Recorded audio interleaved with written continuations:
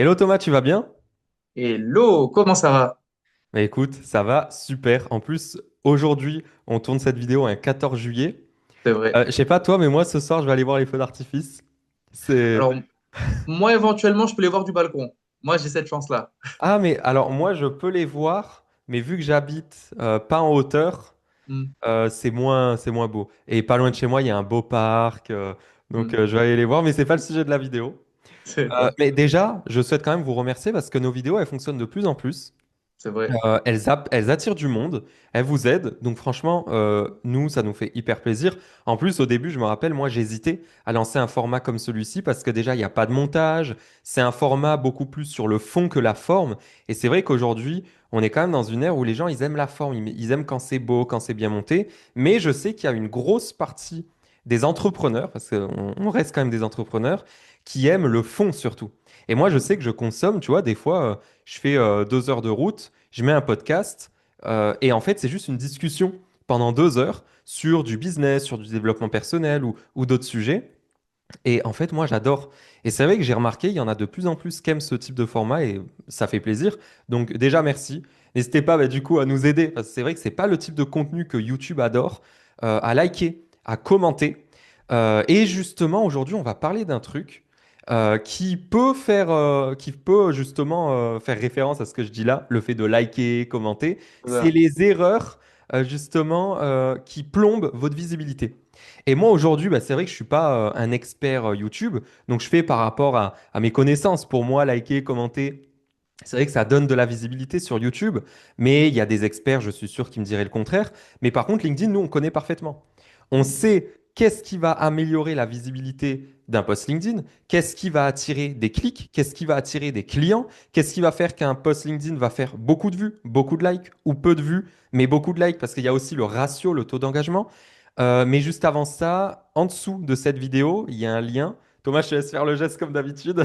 En dessous, cliquez. Voilà. Il y a un lien pour tout simplement réserver un appel découverte avec la Link Leads University. C'est tout simplement mon programme d'accompagnement qui aide les entrepreneurs à signer des clients grâce à LinkedIn sans prospecter et sans payer de pub. Thomas est d'ailleurs coach dans le programme d'accompagnement. Donc, on se fera un plaisir de vous aider. Réservez un appel. Ça ne vous engage en rien du tout. Et dans tous les cas, vous repartirez avec des conseils pour votre stratégie sur LinkedIn. Yes. Donc, maintenant, on va passer au vif du sujet, voilà, au noyau, le sujet principal de la vidéo. C'est les erreurs courantes qui plombent votre visibilité sur LinkedIn. Est-ce que toi, Thomas, déjà, tu penses, ça c'est une question que beaucoup de gens se posent, tu penses qu'il faut faire vraiment attention à l'algo ou pas? Parce que c'est vrai qu'il y en a, ils disent non, publier, l'algo c'est secondaire, et il y en a, ils disent au contraire, non, faut faire ultra attention à l'algo, faut bien le respecter, faut mettre ci, faut mettre ça. T'en penses quoi de tout ça, toi? Alors, avant de répondre, moi, je pense que cette vidéo, c'est une vidéo où on va avoir peut-être le plus de débats possible parce que je pense qu'éventuellement, il y a plein de mini trucs, on va pas forcément être d'accord. Ah oui, Donc, oui, ça va être on va drôle. se fighter là. Et ouais, c'est possible, ouais. Et moi, ce que j'ai. Alors, déjà, il y a, si on tape en général algorithme LinkedIn sur Google, images, il y a plein de visuels qui te disent les jours, les heures, les minutes, les secondes, qu'est-ce qu'il faut faire, comment il faut le faire. Par exemple, un truc, on te dit, il faut surtout pas, quand tu publies un post, et surtout pas le modifier, parce que le modifier, ça va impacter, ça va recréer un truc, et du coup, sauf que ben, des fois, tu as fait une faute d'orthographe ou tu as oublié un mot, et ben, faut éviter qu'il y ait une coquille finalement. Donc, quitte à modifier, moi, je pense pas, enfin, par exemple, ça, tu vois, j'ai pas l'impression que finalement, alors peut-être que c'était le cas il y a peut-être 1, 2 ans, 3 ans, mais aujourd'hui, j'ai pas l'impression que modifier un post après publication, ça impacte quelque chose, par exemple. Ouais. T'en penses quoi, toi? Alors, modifier un post, en fait, ça va dépendre. Moi, souvent, je dis on peut modifier un post dans le sens où, bah voilà, tu as fait une erreur, une faute d'orthographe ou quoi. Tant que ça change pas le post en lui-même, il n'y a pas de souci. Parce qu'imagine, tu as un post LinkedIn qui dit likez si vous aimez les pommes. Les gens, ils like. Et là, tu changes le post et t'es écrit au lieu de pommes, tu fais Un les truc poires. grave. Les poires. Mais il y en Oui. a plein qui ont liké, qui ont pas aimé, qui vont pas aimer les pommes. Donc en fait, bon, l'exemple, il est bête, mais en fait, c'est ça, c'est que le fond du post, il doit rester le même. Parce que les gens, ils like quelque chose avec lequel ils sont d'accord, ou ils veulent le mettre en avant, ou autre. Mais par contre, voilà, une petite coquille, une erreur de lien. Je ne sais pas si vous avez un post sponsorisé et que vous avez oublié de mentionner qu'il est sponsor, une erreur d'orthographe, un petit truc ou un chiffre, vous êtes trompé sur une stat ou quoi, il n'y a pas de souci, il faut même. Et d'ailleurs, même si ça plombait l'algo, il faut quand même corriger, dans tous les cas, parce qu'on ne peut pas partager de la mauvaise information. Donc ça, je suis tout à fait d'accord avec toi, dans la limite où ça ne change pas le post en lui-même. Et après, pour répondre un peu à ta question, globalement, pour l'algo, alors globalement, il faut le suivre, même si en vérité, personne n'a les véritables tenants et aboutissants de ce qu'est l'algorithme et comment il fonctionne. Et tu vois, moi, souvent, je vois aussi des visuels qui disent, oui, un commentaire, c'est plus un point, un like, c'est plus deux points, un repartage, c'est plus 8 points. Et ça, en vrai, c'est des conneries, c'est Ouais. approximatif, tu vois. Par exemple, il y a un truc qui beaucoup de gens diffusent et qui est faux, c'est typiquement que les... Alors, oui, ça joue les likes, les commentaires, mais finalement, c'est le watch time qui marche le plus finalement. Et ça a été prouvé pour le coup par des gens qui travaillent chez LinkedIn qui ont démontré que finalement, le watch time, c'est beaucoup plus impactant que les repartages, les likes. Parce que typiquement, quand tu as un truc super court, après, c'est ça, c'est logique. Dans le sens, c'est ce qu'on dit tout à l'heure en off, c'est qu'il y a des règles qui sont régies et par les algorithmes et par les humains. Alors, l'algorithme qui détermine que le watch time est important, mais aussi le côté humain, forcément, ben, tu mets une seconde à lire Juste un truc. Thomas, Ouais, histoire qu'on ne perde pas les gens, est-ce que tu peux définir watch time pour ceux qui ne ok, comprendraient pas? ok. Alors, le watch time, ben, alors, c'est justement le temps qu'on passe à regarder quelque chose. Plus on va regarder quelque chose longtemps, plus le temps C'est le temps de passé sur la ouais, le publication, en temps fait. passé, ouais, j'avais plus les mots, merci. Le temps passé à regarder va être bon. Donc, du coup, watch time, donc que ce soit sur une vidéo YouTube, bah, si vous voulez la regarder jusqu'au bout, le watch time va être long et bon. Et idem sur un post LinkedIn, du coup. Donc, typiquement, je reprends mon exemple, un truc tout bête, mais un post qui va être hyper court à regarder, qui prend 1 à 2 secondes à regarder, bah, le watch time va être super court. Et un texte qui va être un peu plus long, un plus gros pavé, mais tant que c'est pertinent, bah, le watch time va être plus long. Donc, forcément, LinkedIn va déterminer que la personne a passé plus de temps à lire ce truc-là. Donc, si elle a passé longtemps à lire, c'est qu'en théorie, c'est intéressant. En plus, elle a été jusqu'au bout, elle a liké, elle a commenté. Donc, c'est pertinent. Il y a un débat qui se crée. Et du coup, on va le renvoyer à d'autres gens. Et ce qui marche beaucoup, c'est tout ce qui va être vidéo, forcément, c'est logique. Et tout ce qui va être carousel. Hein, les carousels, typiquement, toi, je vois récemment, tu as fait beaucoup de carousels, des 100 slides, 200 slides, forcément. Et puis, souvent, ce qui marche bien, c'est voilà, de mettre. Moi, je vois beaucoup de gens qui veulent faire des carousels avec pas beaucoup de slides, qui en mettent 4 ou 5, mais qui mettent des pavés et ça, on n'a pas envie de le lire parce que c'est assez petit, Eh les oui. infos sont mobiles en général, donc c'est petit, on n'a pas envie de le lire. Et en général, voilà, moi, à une époque, je faisais des carousels de 30 à 50 slides. Et on se dit, mais c'est beaucoup. Et en fait, non, parce qu'il y a une phrase, deux phrases, une image, et ça se lit, mine de rien, super vite. Mais bon, c'est comme c'est 30 slides, tu passes quand même du temps, tu analyses, tu regardes chaque truc. Des fois, il y a un jeu, il y a un truc à comprendre, il y a un truc à apprendre. Donc, du coup, tu passes du temps et tu apprends quelque chose. Et le watch time est très, très long. Et c'est ce que l'algorithme pousse. Donc en soi, oui, il faut dans les grandes lignes, il faut suivre ce que l'algorithme, entre guillemets, dicte, mais il ne faut pas non plus être déterminé, bloqué par ça, sinon on ne vit plus. Et puis en soi, l'idée, c'est de tester régulièrement dans tous les cas. Ouais. Pour revenir sur le temps passé, donc le watch time, et on parle aussi de dwell time, Mm. ça dépend. Voilà, c'est deux termes qui veulent dire les mêmes choses au final. Moi, j'ai des exemples, par exemple, tu vois, il y a des posts qui vont faire polémique. Par exemple, des posts politiques qui vont partager un truc dont personne va être d'accord. Et en fait, les gens, ils vont pas liker le post. Ils vont pas liker parce qu'ils sont pas d'accord. Mais ils vont réagir en commentaire. Ils vont dire non, c'est n'importe quoi, je suis pas d'accord, et ci et ça. Et ça va créer du débat dans les commentaires. Mm. En fait, ça va créer un post qui va peut-être faire 50 000 vues, 100 000 vues, mais avec 20 likes, parce que les gens, ils sont pas d'accord. Ils sont pas du tout d'accord. Et moi, tu vois, ben, il y a pas longtemps, j'ai partagé un truc dont personne n'était d'accord. Et mon post, c'est vrai qu'il a fait beaucoup, beaucoup de vues. Ça arrive, hein, des fois, j'ai des trucs et les gens, voilà, ils sont pas forcément d'accord. Et c'était un truc sur l'entrepreneuriat, l'état d'esprit. Et en fait, il n'y en a pas beaucoup qui ont liké parce qu'ils n'étaient pas d'accord avec moi. Ce qui est normal, hein, ça arrive que les gens soient pas d'accord. Mais par contre, ça les a fait réagir. Donc, mon post, il a fait 100 000 vues, mais avec autant de likes que certains posts techniques que je poste qui font peut-être 10 000 vues, Ouais. tu vois? Et parce que les gens n'étaient pas d'accord, mais par contre, ils voulaient débattre dans les commentaires. Donc, en Mm. fait, c'est pour ça que le like, tout ça, c'est pas important. Ce qui compte, c'est combien de temps vont passer les gens. Et c'est pareil, le nombre de commentaires, on s'en fout. En fait, c'est pas le commentaire en lui-même qui fait que le post va fonctionner. C'est que les gens, du coup, ils passent du temps à parler dans les commentaires. Les gens, ils passent du temps à lire les commentaires, à Ouais, répondre aux débattre. commentaires, à liker, à débattre. C'est ça, en fait. C'est l'activité. Et après, ils vont peut-être partager à leurs amis et dire, ah, t'as vu ce post, je suis pas d'accord. Ou alors, au contraire, hein, un post hyper émotionnel dont tout le monde est d'accord. Ou un post, il y a même des posts qui font énormément de likes, mais pas beaucoup de commentaires parce que les commentaires n'ont pas forcément lieu d'être.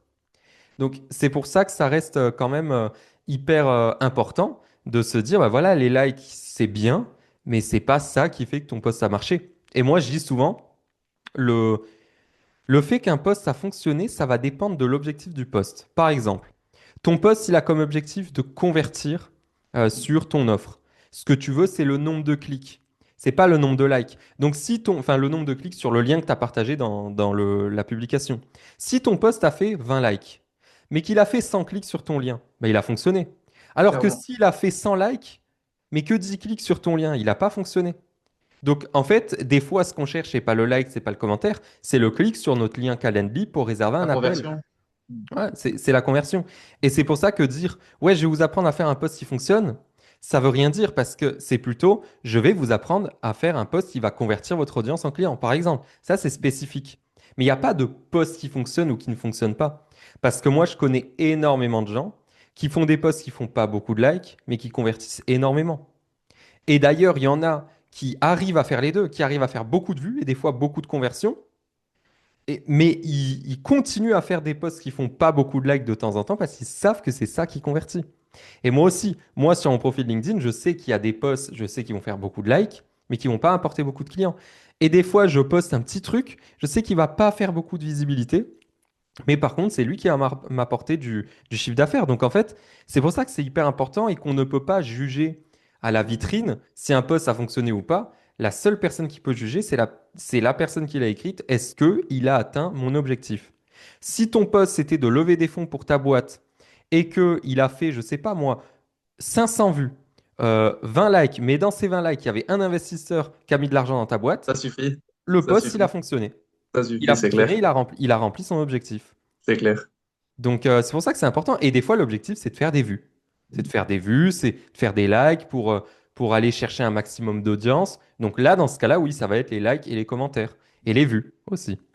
C'est comme tout à l'heure, tu as parlé des posts qui ont parfois pas de commentaires.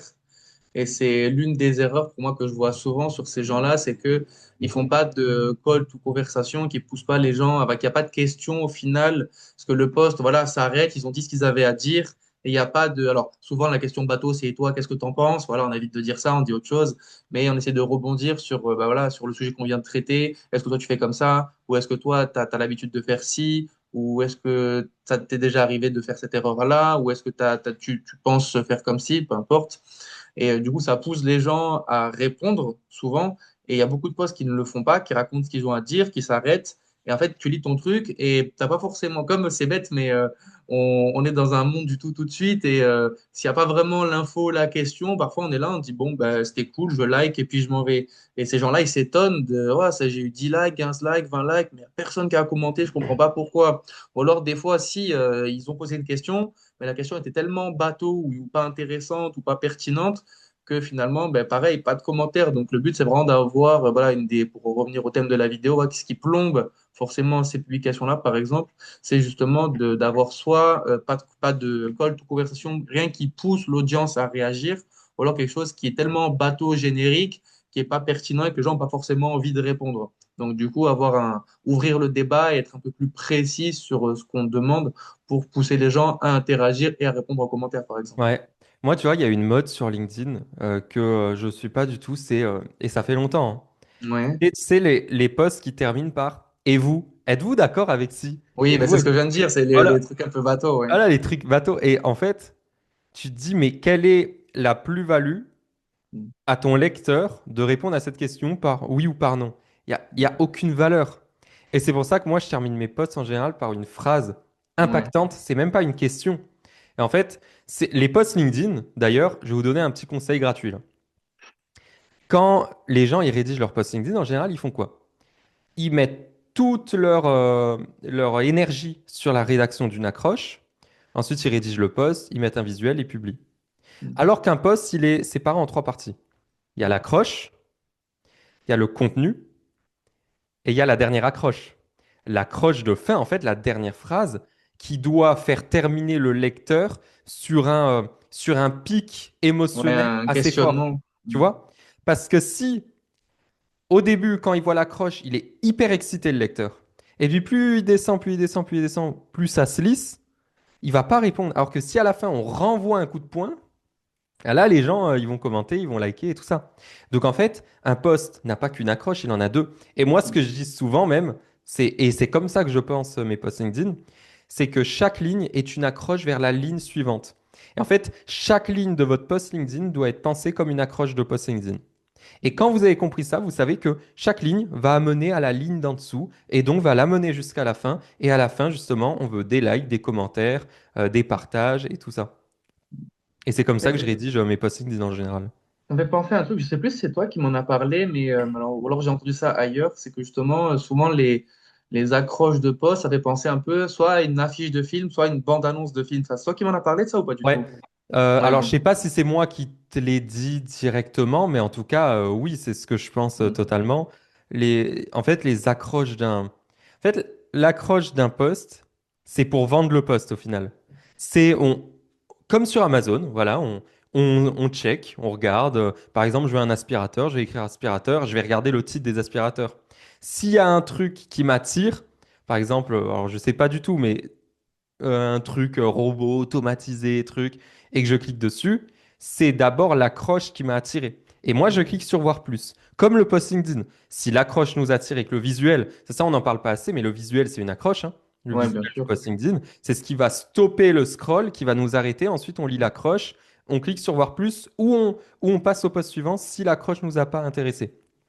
Et quand on clique sur voir plus, si le post est autant impactant que l'accroche et qu'on sent on n'a pas été attiré avec du putaclic, tu vois, un truc qui est faux ou quoi, du clickbait. Alors, je sais pas comment on pourrait traduire ça en français, le Ben, fait de, c'est putaclic en vrai le mot, hein. ouais, en fait, pour ceux et celles qui ne connaissent pas, le clickbait ou le putaclic, c'est tout simplement le fait de dire un truc dans l'accroche de tellement gros, mais qui ne sera pas forcément vrai dans le post. Et ça, c'est surtout sur YouTube. À l'époque, surtout, les gens, ils le faisaient beaucoup. Ils mettaient des trucs de fou dans les titres de leurs vidéos. Mais quand Ouais, tu regardais ou en leurs miniature vidéos, avec des têtes de. ouais, mais dans les vidéos, en fait, tu te rendais compte qu'ils avaient complètement menti sur leur titre et que bah, ils n'avaient pas fait ce qu'ils avaient dit dans le titre. Mais ça avait attiré. Et ça fonctionnait avant, plus du tout maintenant. C'est pour ça que, bah, justement, voilà, une fois qu'on a l'accroche, il faut que la personne lise, mais qu'elle lise jusqu'à la fin. Et si vous faites un texte bateau, ennuyant, un truc un peu chat GPT, tout lisse, voilà, les gens, ils vont pas rester jusqu'à la fin. Et ensuite, si on veut les likes et les commentaires, c'est à la fin, faut tout donner.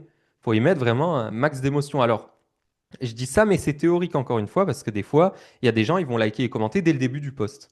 Il y a des gens, ils vont liker et commenter juste en voyant la photo ou juste en voyant l'accroche. Et d'ailleurs, il y a plein de posts qui sont pas lus entièrement. Il suffit de lire l'accroche pour comprendre le post, lire les deux, trois premières lignes, et les gens, ils vont commenter, ils vont liker, ils vont débattre dès le début.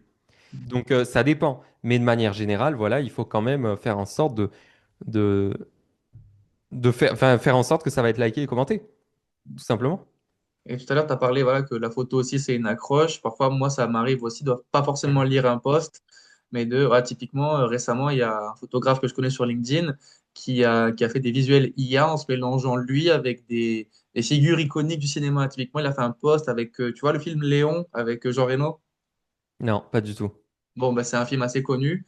Et du coup, moi, j'ai vu Léon. Et tu sais, je sais qu'il y a beaucoup de gens qui l'ont pas forcément vu, ce film.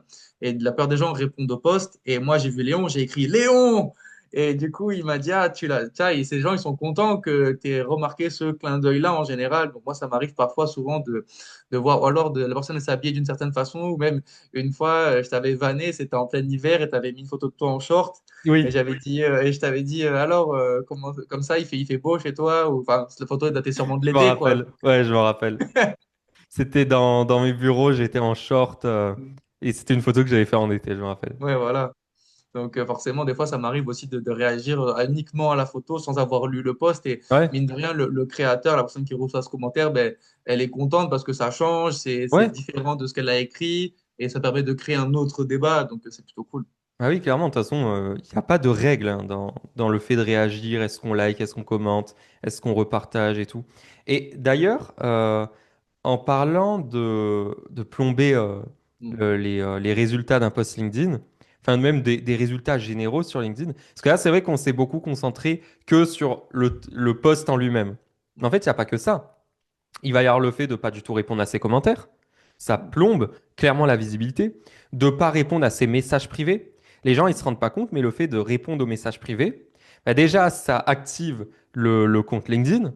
Et puis les gens, derrière, ils ont plus de chances de voir nos posts LinkedIn par la suite. Parce qu'on leur a répondu, il y a eu une discussion, LinkedIn crée un lien. Et du coup, ils vont voir nos posts LinkedIn. Et en fait, il y a plein de petits tricks comme ça qui font D'aller que engager.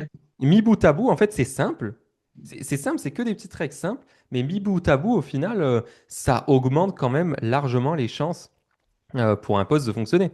Et tu vois aussi, il y a un autre truc que j'entends souvent, et tu en as parlé dès le début, c'est est-ce qu'il faut poster à 7h, à 7h24, à 10h32? Et moi, il y a un outil, je dirais pas le nom, j'aime pas mal parler les gens, mais que je déteste. C'est Ok. un outil qui te dit à quelle heure exacte par rapport à ton profil LinkedIn il faut poster. Et des Mm. fois, il va vraiment te dire, aujourd'hui, tu dois poster à 10h32 parce que c'est le 14 juillet, ton audience est active, t'as ci, t'as ça, l'historique fait que. Et en fait, t'es là, tu te dis, mais ils en sont vraiment là, les gens, à Je savoir s'il crois faut poster. savoir de quoi tu parles et je l'ai testé et ça m'a pas beaucoup changé Ouais. mes Et résultats. l'outil est bien, mais cette fonctionnalité précise, je la trouve belle. Et il y en a plein des outils qui font ça. Après, c'est pas, enfin, eux, c'est vrai que c'est bien d'une manière marketing de dire je vais dire exactement à quelle heure poster. Mm. Les gens, ça les rassure et tout. Mais c'est pas vrai. Ce qui est vrai, c'est on veut être régulier, la régularité. Poster tous les jours à la même heure. Mm. Déjà, ça, c'est la meilleure des règles. Ce que je vais vous dire à quel point ça ne fonctionne pas de dire voilà, faut poster tel jour à telle heure. Moi, mon plus gros buzz sur LinkedIn, c'était un dimanche à 18h en plein été. Mm.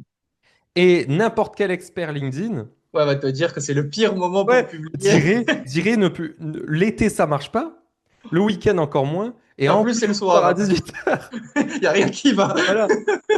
Mais moi, c'est mon plus gros buzz. Et c'est pour ça que ce qu'on dit, et moi, je le dis tout le temps, il y a la théorie et ensuite il y a la pratique, ce qu'on fait vraiment.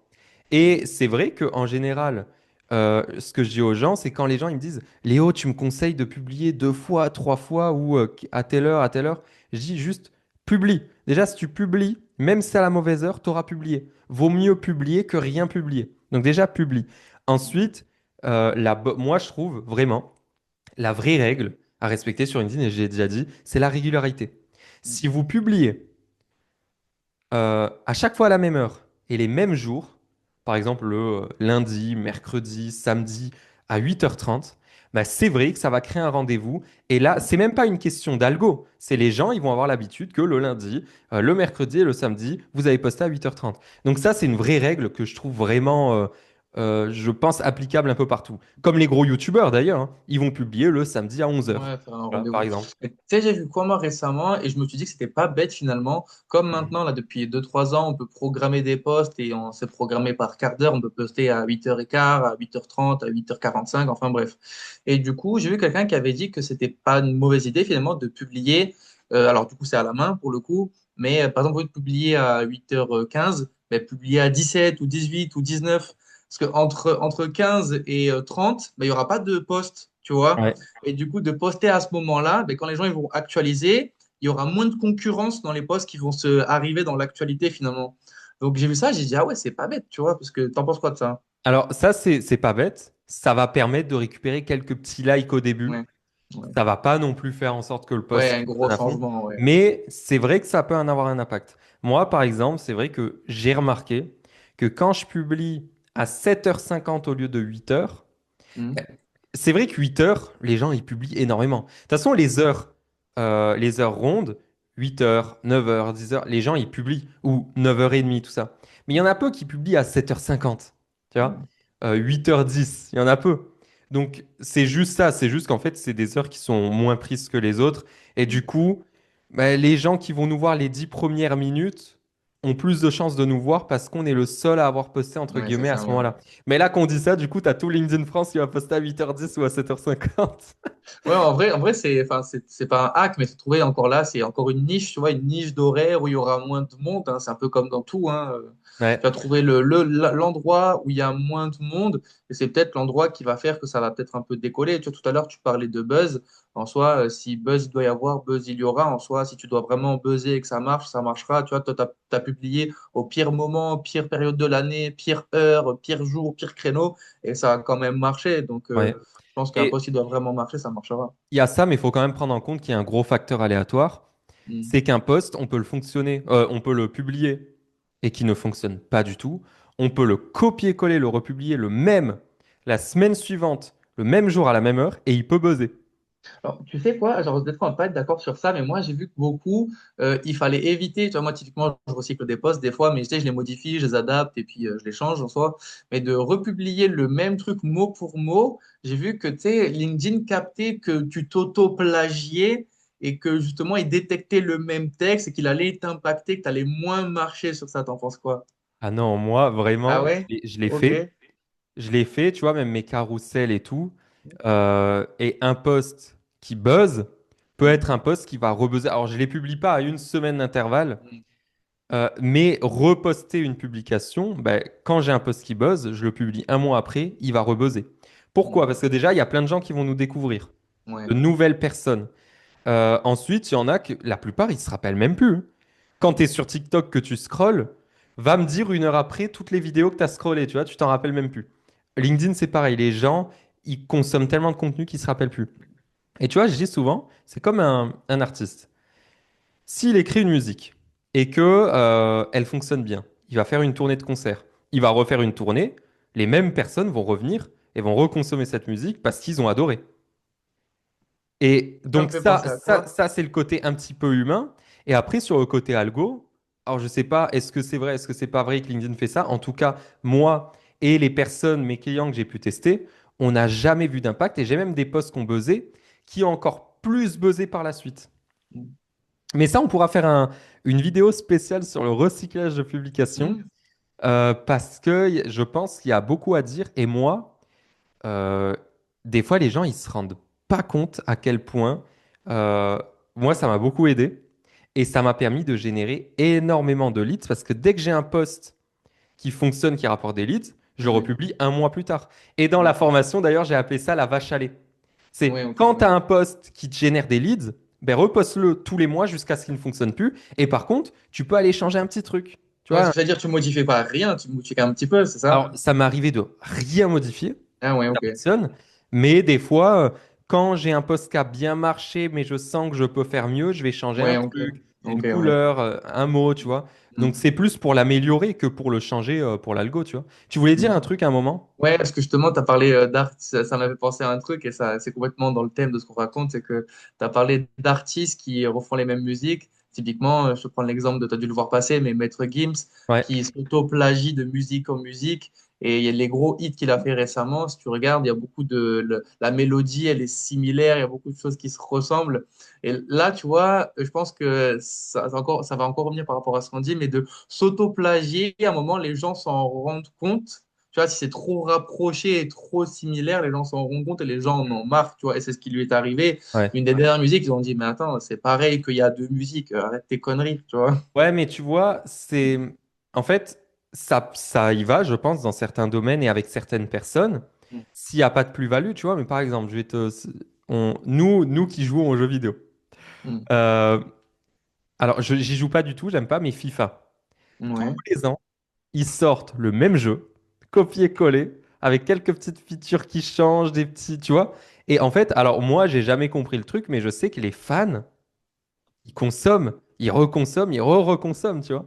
C'est pas les mêmes maillots, c'est pas les mêmes équipes, il y a des Ouais, mais transferts, tu vois.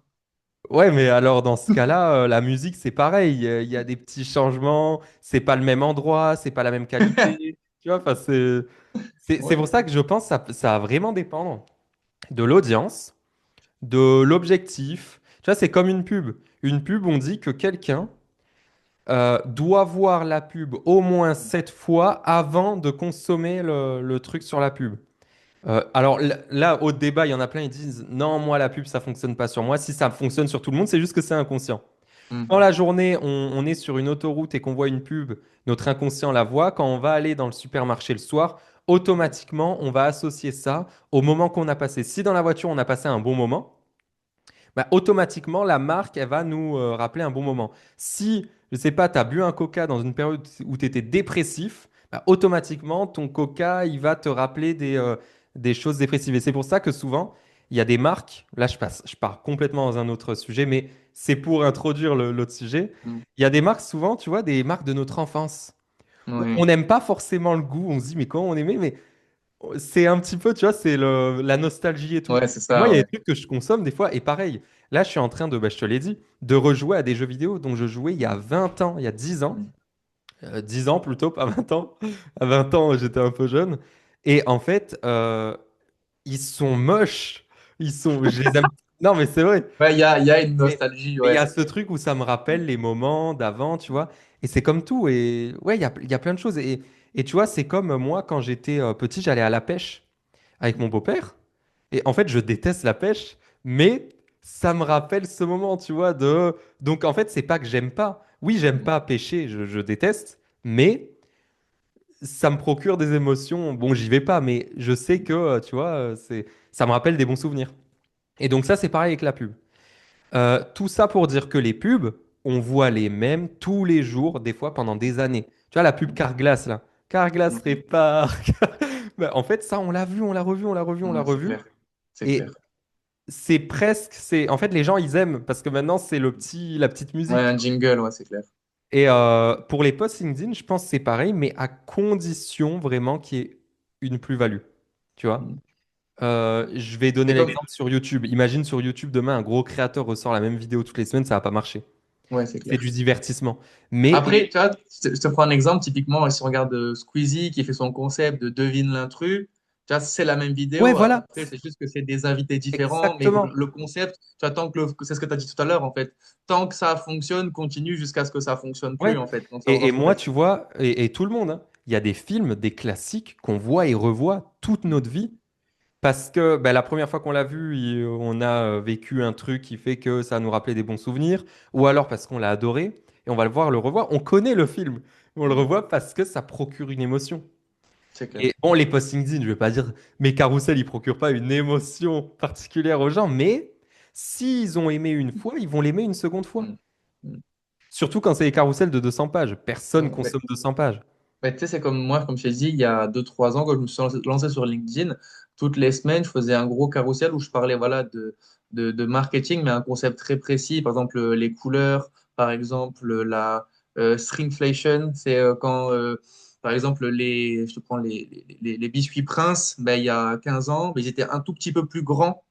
Et du coup, ils sont plus petits aujourd'hui. Et tu payes le même prix, mais tu vois pas que c'est plus petit. Tu vois Ouais. ça, par exemple. C'est Par comme les exemple, paquets de chips qui font la ouais, même taille, c'est mais ça, ouais. ils Tu sont vois, réduits. le newsjacking et toutes les semaines, j'expliquais un concept et j'expliquais ça tellement et je faisais des gros scores, hein, 100 likes, 200 likes, 300 likes parfois. Et alors, tout à l'heure, tu as dit que ça apportait forcément d'émotion, mais moi, je voyais beaucoup de gens qui kiffaient mes trucs, tu vois, qui trouvaient ça génial, alors que c'était pas très beau ce que je faisais vraiment, hein. Mais c'était vraiment intéressant, tu vois. Et les gens adoraient regarder tous ces quoi, apprenaient des trucs, tu vois. Et j'avais créé ce rendez-vous-là tous les jeudis matins, les gens revenaient et kiffaient mes trucs, quoi. Donc, Ouais. j'avais vraiment trouvé ce créneau-là qui avait marché. Et ouais, clairement. C'est pour ça, ouais, quand on a un truc, bah, comme tu as dit pour Squeezie tout à l'heure, pour Mm, celles et ceux qui connaissent, même si je pense qu'il y en a énormément qui connaissent, ouais, des trucs qui ont lieu tous les... Ah, tu vois, c'est comme moi, j'ai un ami, il est passionné de Formule 1. mm, Tous les dimanches, il regarde la Formule 1. Et en fait, c'est des voitures qui roulent sur un circuit pendant 3 heures, tu vois. Enfin, si tu regardes bien. mm. Mais en fait, c'est parce qu'on aime. Qu'est-ce que ça nous fait ressentir? Et souvent, on consomme un truc parce que ça procure une émotion, tu vois. Et moi, tu vois, pareil, il y a des séries que j'adore, je les ai regardées plein de fois.